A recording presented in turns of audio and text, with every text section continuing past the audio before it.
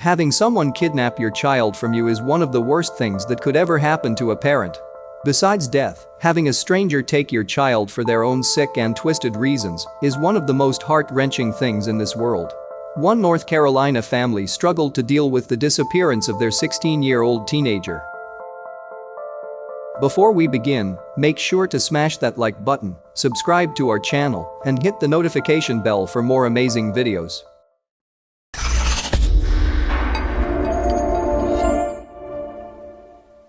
In May 2016, 16-year-old Hailey went missing from her home near Charlotte in North Carolina. On the night she disappeared, Hailey's parents said they woke up to find the door unlocked, and they believe Hailey had walked out and been picked up in a car by her home. They believe that Hailey left their home between 12 p.m. and 6 a.m. Anthony and Shauna Burns were distraught beyond words that their daughter disappeared, but in the weeks before, they noticed she was acting strangely. Hailey has Asperger's, which is a developmental disorder categorized by difficulties in social interaction and nonverbal communication. It often causes people to have delayed motor development, which leads to clumsiness and uncoordinated motor movements. Her parents noticed that Hailey was using a pacifier and wearing her hair in pigtails, and they raised their concerns to Hailey's psychiatrist. The psychiatrist suggested that Hailey's symptoms were likely due to Hailey trying to soothe herself during stressful situations. But there turned out to be more to her odd behavior. Anthony and Shauna were later told by one of Hailey's classmates that she had met a 30-year-old man and had been speaking with him for months. Anthony recalled, "The student told me that my daughter had been talking to a 30-year-old man for over 6 months who was trying to convince her to talk to him and saying that he would be her friend and she could come to him." After their daughter went missing, the Burns found messages on Hailey's phone asking her to call an unidentified man called Daddy. By now, authorities were involved in searching for Hailey, and the FBI wound up finding Hailey's profile on several social media sites, some of which they said were not mainstream networks like Facebook or Instagram. It seems that Hailey met her abductor on one of those sites, although they had no idea who this man was. The fact that Hailey left with an older man was particularly disconcerting to Shauna, who said, "The idea that no matter what we did on our end to protect ourselves, she still had access to this guy from her school. What if someone at her school had been that person?"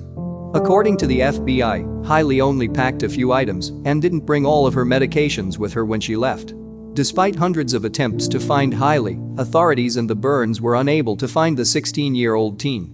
Time went by and the family learned to cope the best they could by remembering the good times and special moments they shared with their daughter. Anthony Burns took to writing poetry as a means to express his thoughts.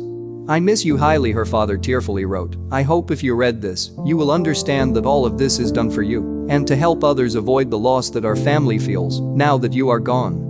1 year passed and the Burns hadn't found Hailey. Instead, they posted an announcement on Facebook, letting their friends and family know that they will be hosting an event on the anniversary of their daughter's abduction.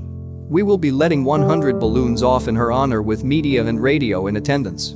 The family hoped that Hailey would see that they were still looking for her and that she would return home. Anthony also hoped other parents would take Hailey's disappearance as a warning. The FBI even announced a $15,000 reward for tips and other helpful information regarding Hailey's disappearance. While the search for Hailey involved billboards, public appeals, police investigations, and the FBI, it's believed a Facebook tip led to Hailey's discovery. This was 1 year after her disappearance, and the tip came from a woman from Romania. It's believed that Hailey met a Romanian woman online, and the two started to chat when Hailey told the woman she was missing.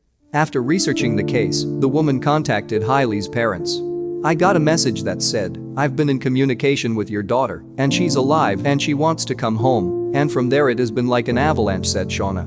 However, the problem was, Hailey didn't know where she was when asked. So, she took a photograph from the house she was staying in. Former FBI Assistant Director Chris Swecker said, "The victim took a picture outside, and all they had to go on was the neighborhood and what it looked like from inside the house." Within hours of the initial contact with Hailey's parents, FBI agents and police raided a home in Duluth, Georgia. The home belonged to a man named Michael Wesolowski, and according to the Gwinnett County Property Assessor's website, Wesolowski bought the home on April 14, 2016. When authorities walked inside the well-kept two-story house, they found Hailey emaciated, having been starved by her captor. Hailey, then 17, was confined in an upstairs bedroom, and Wesolowski told her she'd be arrested if she left. She was exhausted when she was finally discovered, and when neighbors heard the news they were shocked. Most of them said they'd never met Wesolowski, and others thought they were just a quiet couple who kept to themselves. There were reports of seeing Hailey bringing groceries into the house, but what was happening inside was far from normal. Warrants alleged Wesolowski kept a food journal detailing how many calories Hailey had eaten each day, and if she ate more than he thought she should, she wouldn't be fed the next day. On some occasions, she was told to perform oral sex in exchange for food. Amidst all that Hailey went through, there was nothing like being reunited with her family, although they believe she is not the same person that left, and that's the hardest part of all for them. The Byrnes are praising Hailey's return as a miracle, but they say their daughter has been changed by the experience and they are asking to have their privacy respected. As far as Wesolowski's charges, Michael Ren Wesolowski, 31, was charged with aggravated sodomy, cruelty to children, deprivation in the first degree, interference with custody and false imprisonment. Anthony Byrnes said he one day hopes to publish his book of poetry titled 5/23/16, which is the day Hailey disappeared. He said he would like all of the proceeds to go to organizations that help families with missing children. As far as how Hailey is doing, according to the family, Hailey was kept in the hospital briefly before returning home. They are all working with her to help her get through this tough time and bounce back from the abuse she endured. Thanks for watching until the end. Check the videos on your screen and subscribe for more amazing stories.